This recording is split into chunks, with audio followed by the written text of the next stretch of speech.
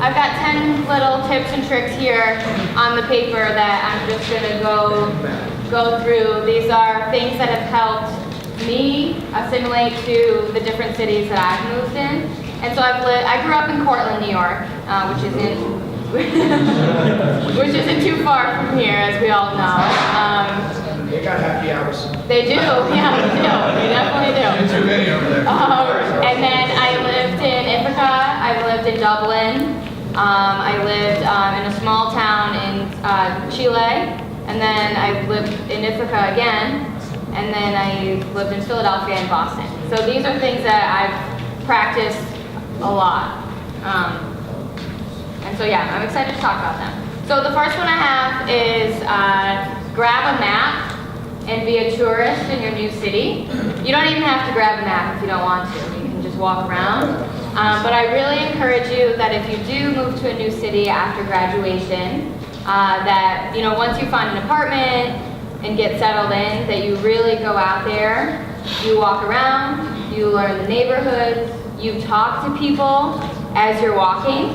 It's not something that a lot of people in cities do. But talk to people, ask them questions, ask what their favorite restaurants are, what their favorite bars are, favorite fitness centers, golf courses. Some of you like to golf. So really just go get to those museums, try a new restaurant every week if you can. Yeah, so that's for that. The second one is make the internet and online communities your best friends. So you can learn a lot on the internet, as we all know. So if there's something you're interested in, just go to Google, type it in, and you'll get a ton of different answers for what you're looking for. Facebook, if you do have a Facebook, it is a great way to meet people. I remember back when I was in college, which was now millions of years ago, I thought that online communities were the weirdest things in the world. I never pictured, going to an online community and meeting them offline. When I was in college, Bumble wasn't a thing yet, Tinder wasn't a thing yet. It was just, and Facebook groups weren't even a thing yet. So when you move to a new place, go to Facebook, type in the city, and see what sort of communities they have online. Because a lot of them will just be like an event share community, or hey, I want to try out this new restaurant, but I don't have anybody to go with. Anyone want to go? And so that's a really good thing. For the women in the room, I'm not sure if they have this for men, but they do have. Bumble has something called Bumble BFF, which sounds very strange. I know. I see a lot of you gave me a weird look. But Bumble BFF is like Bumble for meeting friends. And when they introduced it right before I moved to Boston, and it's pretty similar. You swipe left, you swipe right, but it's a really great way to meet somebody for a drink, to meet somebody for breakfast, or just to have a little conversation as soon as you move to a new city, because moving to a new city, if you don't know anybody there, can be really lonely. And this is a really quick fix way to at least have a meal with somebody. Again, I don't know if they have it for men. I don't know if you guys would use it, but I do know a lot of women who used it and have made some of their best friends. And then there's also, with the internet, there is a group called Meetup. Have you guys heard of meetups before? Yep. So it's just somebody organizes an event. If you go to meetup.com, you'll see that there's a ton of different events that you can attend. There's different groups and different organizations that plan things for people to network, to meet each other, and everything like that. So when you move to a new city, I don't have this written on here, but networking is key. Just getting out there and meeting people. And the third thing is to embrace your hobbies and your interests. So if you like going to the gym, find a good gym, talk to people while you're there. It's a great way to build a community and to, bring your in the gym relationship and go have a drink or whatnot. If you like painting, find a local paint studio and go paint with yourself, go paint with others, but just know what you like to do, and then go search for things to do with that. Take time to volunteer and give back to others. So if you're looking to meet people, volunteering is a really great way to do that. You all mentioned food shelters, the Rotary Club, American Cancer Society, and a few others. But it is really nice to be involved in your community and make sure that the organizations are doing well, and then you can meet people who probably have similar values as you do and have similar interests too. The fifth one is to say yes to invitations and always try something new. So sometimes when we move to a new city, you either move and you're very excited to get out there, or you move and you get kind of nervous. And so if you know somebody in the city and they invite you to do something, I used to do this all the time. I wouldn't want to go because I would be a little scared. But always say yes, because you never know who you're going to meet. And you never know that if just like this wine and cheese party at the neighbor's house could introduce you to somebody who like gives back in an organization you care about, who goes to a good gym that you want to be involved in, or goes to a local paint studio. So really say yes to all invitations, and always try new things. That could be a restaurant, could be a bar, could be a fitness class, could be actually trying to learn how to paint or how to sculpt something. But when you move to a city, Ithaca is phenomenal, and I know some of you are from cities. But if you move to a pretty metropolitan area, there's always something to do. There's always something new to try, which does mean that you have to go out of your comfort zone every once in a while, which can be hard to do, but that's down on the list. So just make sure to do that.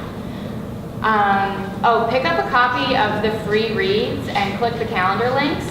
So here in Ithaca, right here on the campus, you know how you have the cabinets that have like copies of the Ithacan and Buzzsaw magazine. Is Buzzsaw magazine still around? Yes. Okay, awesome. So you have the Ithacan, you have the Buzzsaw magazine. On almost every corner in a city, there's free newspapers. There's free alternative magazines. There's free event calendars. And so many people don't pick them up to read. But my friend, who actually suggested that I put this on the list, has found all of the events that he attends in these magazines. And then almost every city has, like we have bostoncalendar.com. I'm sure New York has like a newyorkcalendar.com. Always try to find those links, and they usually come up when you just do a quick Google search of what's going on in Atlanta this weekend. So always click the calendar links. Be a host or a hostess and be a welcome space for others. So given some of the things you've said, I'm sure some of you have houses where people come to have dinner, or people come on the weekends to hang out. When you move to a new city, make your space open to others.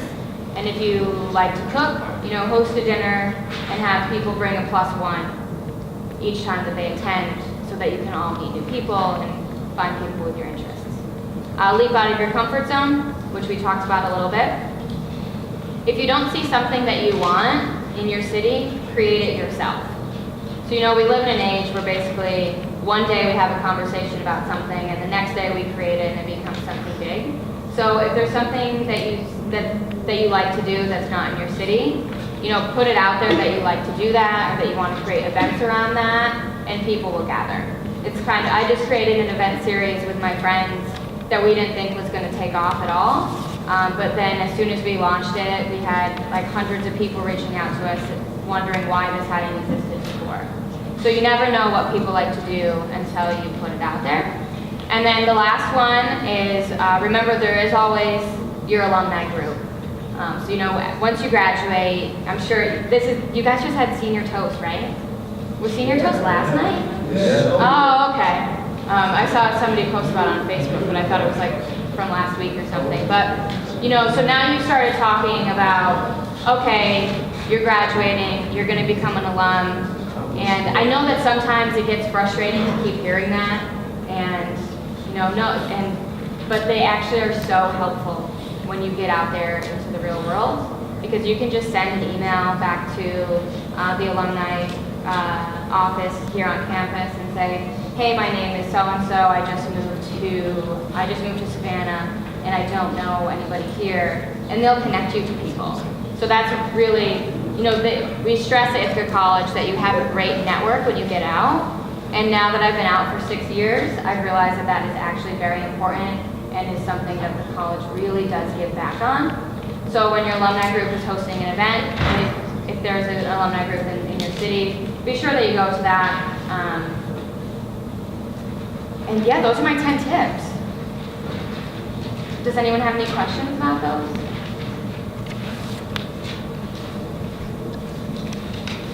What are some things are any of you know that you're moving to a new city when you graduate? Or you still kind of don't really know yet? Don't know yet? What are some of the cities that you would want to move to? Las Vegas. Las Vegas, Seattle, New York, wherever the job is.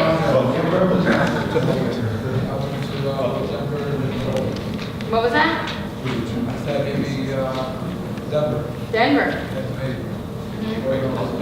Yeah, there's a lot of, the world is your oyster, as they say, so, yeah. Awesome, cool, yeah. How did you like overseas? How was that experience? How did I like living overseas? Yeah. I thought it was a great experience.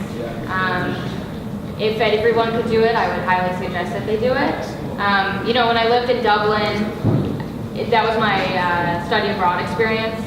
And so that was, I was 20, I'm sure some of you studied abroad. I was probably exactly like you when you studied abroad. I explored a lot of bars, went to a lot of the museums, sometimes. Sometimes. No, but it was, I was in college, you guys, I was in college, I know what you guys do. I'm not really a million years out, I'm only 6. But it was nice to be a part of a different culture. Yeah. When I lived in Chile, it was a lot different because I had a job and I lived with a host family. I taught English as a foreign language. Yeah, to 5th through 7th graders. Oh God, God bless you. I was there for 7 months. Yeah, so it was a long time to teach. And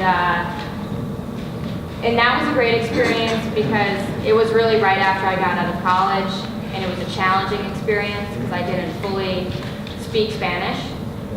So I kind of had to get around, and I had to take some Spanish classes. But living with a family was a very rewarding experience because they taught me about the culture. So I was 22 when I moved to Chile, and my host mom was 27. I don't know how they let her do it, but they did. And so she was able to show me a lot of the culture and take me out and things like that. But if you do have the opportunity to live abroad, study abroad, I would definitely take full advantage of it. So, kind of building off of that, relating it to your study abroad experience to living with a host family, how was it different? Obviously when you're studying abroad, you're probably going out more, whether that's partying or visiting museums. Yeah. No, seriously though, but how was it? Was it better, worse? I don't want to say one was better and one was worse. They were both very different. When I studied abroad, I had a different level of independence than when I lived with a family. And a lot of South American families are very protective of their little ones, and I was considered a little one when I was there. So, they kept a pretty close eye on me, and whenever I went out, it was usually with them. And so I didn't explore to the extent that I explored when I had my study abroad experience. And when I studied both places, though, I used to run a lot. I don't anymore. But if you are a runner, running is a phenomenal way to get to know a city. Walking is also a phenomenal way. But sometimes when you run, you go into different parts than when you walk. And so I was able to do that more when I studied abroad. But yeah, they were both great experiences, just very different. What do you do now? Oh, what do I do now in Boston? So I work as the customer experience manager at a startup called Panda Planner. We take positive psychology research and use it to create products that help people become happier and more productive. And I just manage all of our customer service stuff, education stuff, and community engagement.